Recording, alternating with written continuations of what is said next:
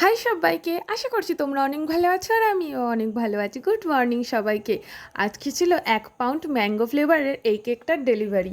সকালবেলা ঘুম থেকে উঠে প্যাকেজিং করে নিয়ে তারপরে কেকটা ডেলিভারি করতে চলে যাচ্ছি ট্রেন ধরে ডায়মন্ড হারবারে। তারপরে হঠাৎ করে আরেকটা কাস্টমারের ফোন আসে আর বলা হয় কালকে আমার দুটো কেক লাগবে, দুপুরবেলায় একটার দিকে, একটা রাউন্ড শেপ আর একটা হবে হার্ট শেপের।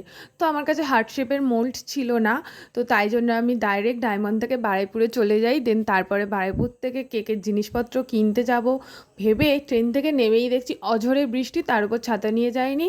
পুরো 1 থেকে 1.5 ঘন্টা ধরে দাঁড়িয়ে আছি স্টেশনে। লাস্টে পুরো ভিজে ভিজে গেলাম, গিয়ে বারুইপুরে সব জিনিসপত্র কেকের কিনলাম। দেন তারপরে বাড়ি এসেই সাথে সাথে আমি দুটো কেক করতে বসিয়ে দিয়েছি। তারপরে আমি খাওয়া দাওয়া করেছি, কারণ কেক দুটো ঠান্ডাও করার একটা ব্যাপার আছে। তো এই কেক দুটোর যদি ডেকোরেশন তোমরা দেখতে চাও নেক্সট মিনি ব্লগের জন্য চ্যানেলটা সাবস্ক্রাইব করে রেখো। Tata guys.